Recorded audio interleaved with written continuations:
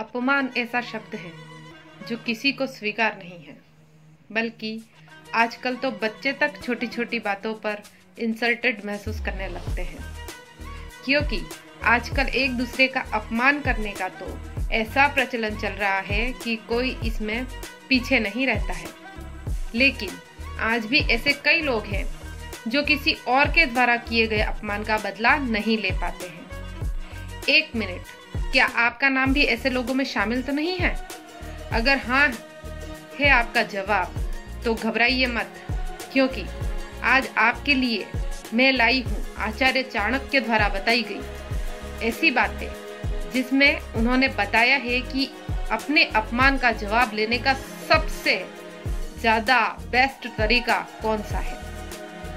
चलिए जानते हैं आचार्य चाणक्य के अनुसार क्या है अपमान का बदला। अक्सर आपने देखा होगा कुछ लोग अपने अपमान का बदला लेने के लिए आक्रोश में आ जाते हैं और उसी गुस्से में आकर अपनी प्रतिक्रिया दे देते हैं।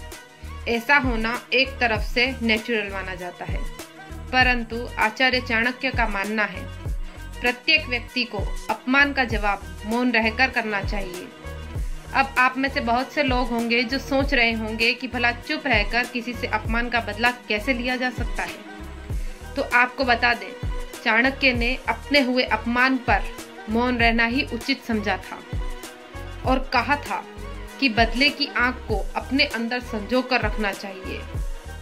अनुलोमेन बलिना प्रतिलोमेन दुर्जनम आत्मतुल्य बलम शत्रु विनयेन बलेन वा।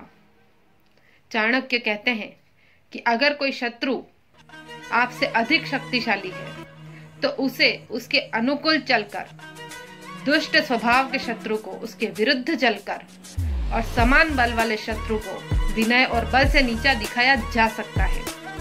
इसलिए हमेशा इन बातों का ध्यान रखें। अगर कोई आपका अपमान करे तो चुप्पी साधे रहें, बजाय उसकी भाषा में उसको जवाब देने के। इसके विपरीत ऐसे लोगों की तरफ देखकर मुस्कुरा दें जिससे वह खुद को ही इंसल्टेड महसूस करें।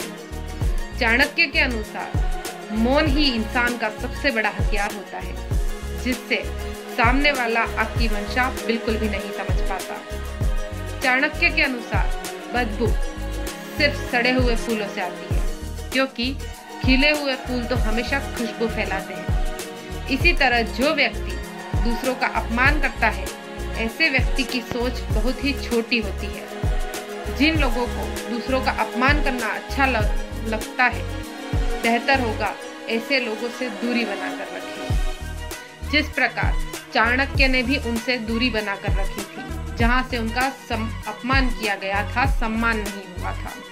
उन लोगों से उन्होंने दूरी बना ली और वहीं पर प्रतिज्ञा ले ली कि इस वंश का मैं नाश करके बताऊंगा। तो उन्होंने घनानंद का नाश करके दिखाया, चंद्रगुप्त मौर्य को खड़ा करके दिखाया। लेकिन अगर वो उसी समय उनसे लड़ाई झगड़े करने लगते या कोई युद्ध करने लगते तो वो इसका बदला नहीं ले पाते। इसलिए उन्होंने अपने अपमान का बदला लिया, वो भी मौन रहकर। अगर आपका कोई बहुत ज्यादा ही अपमान कर रहा है तो उस समय मौन रहिए, चुप रहिए। इससे आप 2 मिनट सोच पाएंगे कि क्या गलत है और क्या सही। आक्रोश में आकर आपने उसको अगर थप्पड़ लगा दी या ऐसा मार पीट दिया तो कुछ और भी आपके साथ में हो सकता है। इसलिए उस वक्त मौन रहिए, सोचिए कि आप इसका जवाब कैसे दे सकते हैं। अगर कोई आपके पास में ऐसा जवाब है जो आप दे सकते हैं तो जरूर दीजिए, लेकिन अगर आपका कोई अपमान कर रहा है तो बस मुस्कुरा दीजिए और उसके सामने से चले जाइए। ये छोटी सी टिप्स है, लेकिन आपके जीवन में बहुत काम आएगी। इसे अपना कर देखिए।